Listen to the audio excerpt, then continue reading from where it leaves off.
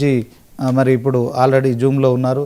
So ముందుగా ఈ అంశంలో డొనాల్డ్ ట్రంప్ అంశంలో నందారెడ్డి గారితో మొదలు పెడదాం. బీజేపీ ఆయన జనగామ జిల్లాకు సంబంధించిన జిల్లా అధ్యక్షులు కనుక బీజేపీ పార్టీకి సంబంధించి ఏం చెప్తారు విందాం. నందారెడ్డి గారు గుడ్ మార్నింగ్ అండి. గుడ్ మార్నింగ్ శ్రీనివాస్ గారు.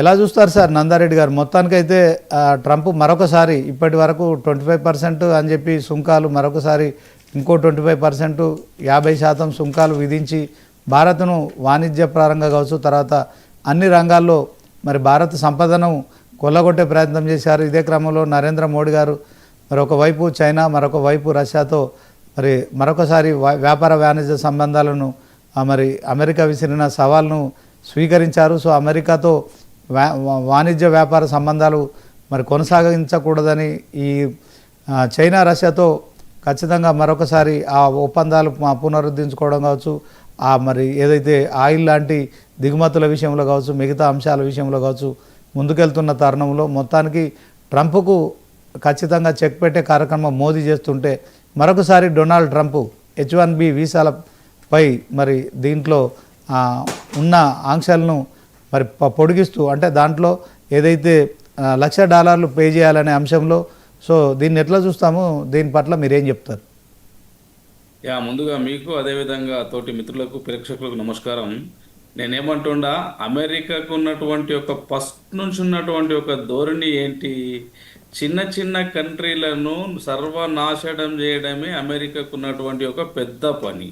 అమెరికా ఉపాధి ఏంటి?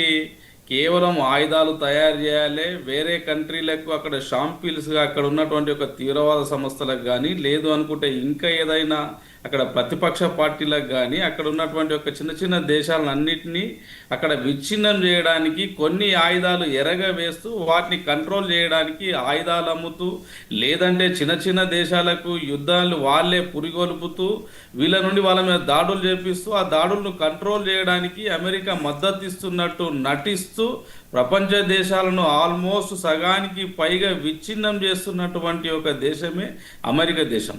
కావున మనం అమెరికా తోటి ఈరోజు ప్రపంచంలో భారతదేశం ఒక శక్తివంతమైనటువంటి ఒక దేశం. ఎందుకంటే పాకిస్తాన్ను ఉసిగొల్పినటువంటి ఒక అమెరికాకు మనము చెప్పినటువంటి ఒక పాకిస్తాన్కి చెప్పినటువంటి ఒక తీవ్రమైనటువంటి ఒక బుద్ధి చెప్పినటువంటి ఒక భారత్ ఆర్మీ ఏదైతే చెప్పిందో దాన్ని దృష్టిలో పెట్టుకున్నటువంటి ఒక అమెరికా రకరకాలైనటువంటి ఒక కువ్వత్తులు అప్పటి నుండే చేస్తున్నది. దాన్ని గమనించినటువంటి ఒక మన భారత ప్రభుత్వము అమెరికా నుండి ఎగుమతులు దిగుమతులు కొంచెం ఆచితూచి తగ్గిస్తూ వస్తున్నది. ఎందుకంటే వాళ్ళు పెంచినటువంటి ఒక సుంకాలు ఏవైతే ఉన్నాయో భారత ప్రజల మీద ఆర్థికమైనటువంటి ఒక తీవ్ర భారాన్ని చూపిస్తాయి. ఏదేని కారణం చేత ఆయిల్ ఉందనుకుందాం, ఉదాహరణకు రష్యా నుండి మనం ఎక్కువ దిగుమతి చేసుకుంటున్నాం.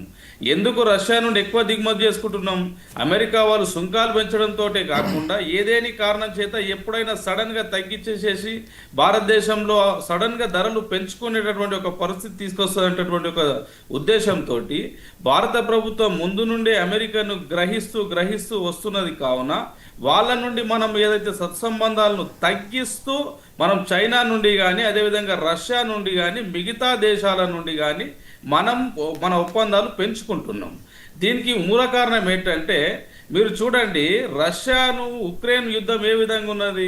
ఉక్రెయిన్ ఉసికొలిపి రష్యా మీదకి తోలి, అంటే చీమెను ఒక పాము మీదకి తోలినటువంటి ఒక ఉక్రెయిన్ నాటో కూటమిలో చేర్చుకొని అక్కడ ఉన్నటువంటి ఒక ఉక్రెయిన్ల ఆయుధ సంపత్తి, అక్కడ ఉక్రెయిన్ల ఆయుధ కర్మాగారాలు ఏర్పరచుకొని అక్కడ ఉన్నటువంటి ఒక రష్యాను నాశనం చేయాలని చూసినటువంటి ఒక అమెరికాకు మరి ఈరోజు ఉక్రెయిన్ తీవ్ర నష్టపోతుంటే అమెరికా ఎప్పుడు కానీ ప్రత్యక్షంగా కానీ పరోక్షంగా కానీ నేను సంపూర్ణమైనటువంటి ఒక మద్దతు చేస్తున్నాను ఎప్పుడు ఉక్రెయిన్ ప్రజలను ఆదుకోలేదు. ఎందుకంటే ఉక్రెయిన్ ప్రజలు ఎంతో మంది చనిపోయారు, వాళ్ళ ఆస్తులు కోల్పోయారు. ప్రపంచంలోనే సంపన్న దేశమైనటువంటి ఒక ఉక్రెయిన్ ఈరోజు విచ్ఛిన్నమైనటువంటి ఒక పరిస్థితిలో ఉన్నది. అమెరికాను నమ్ముకున్నటువంటి ఒక బంగ్లాదేశ్ పరిస్థితి ఏమైంది? అమెరికాను నమ్ముకున్నటువంటి ఒక శ్రీలంక పరిస్థితి ఏమైంది? అమెరికాను నమ్ముకున్నటువంటి ఒక నేపాల్ పరిస్థితి ఏమైంది?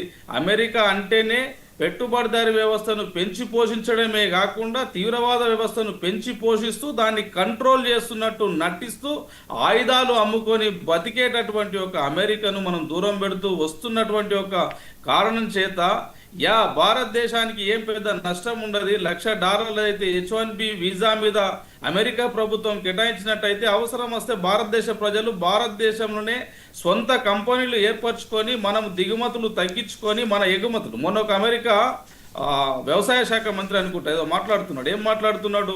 140 కోట్ల మంది భారత ప్రజలుంటే కనీసం మొక్కజొన్నలు కొనుక్కోలేరు అంటున్నాడు. అంటే గత ప్రభుత్వాలేరు 1947 నుండి 1975, 1980, 2014 వరకిట ప్రభుత్వాలు ఏదో ఒక ఆహార పదార్థాలు దిగుమతి చేసుకున్నటువంటి ఒక పరిస్థితి ఉండే. కానీ బీజేపీ ప్రభుత్వం ఈ దేశంలో అధికారంలోకి వచ్చిన తర్వాత మేము ఒకే ఒక వర్డ్ చెప్పి వచ్చినాం. ఈ దేశంలో బీజేపీ అధికారంలోకి వచ్చినట్టయితే రైతులను రెట్టింపు ధనవంతులం చేస్తామన్నాం. ఎంఎస్పీ తీసుకొచ్చి రెట్టింపు ధనవంతులం చేసినాం. ఆహార ధాన్యాలు మన దగ్గరనే విపరీతంగా ఉత్పత్తి అవుతున్నాయి. మనం ఎగుమతి చేసేటటువంటి ఒక స్థాయిలో ఉన్నాం కావున దిగుమతి చేసుకోవట్లేదు, వాళ్ళు లబ్ధి పొందుతలేరని రకరకాల కువత్తులు పొందుతున్నటువంటి ఒక అమెరికాకు సరైనటువంటి ఒక బుద్ధి చెప్పినాం. దీంతో మనకు పెద్ద ఒరిగేది ఉండదు. నిజంగానే ఒకవేళ అమెరికాకు మన దేశం నుండి ఇక్కడ ఉన్నటువంటి ఒక ప్రాంత వాసులు ఎవరైతే మేధావి వర్గం పోయి అక్కడ ఉద్యోగం కోసం తహతహలాడుతున్నారో వాళ్ళందరూ ఇక్కడనే స్టార్టప్ కంపెనీస్ పెట్టుకోవచ్చు. ఈరోజు జిఎస్టీ రిలాక్సేషన్తో ఆధారం చూసుకున్నట్టయితే ప్రపంచంలోనే మన భారతదేశం నంబర్ 1 ఉన్నది.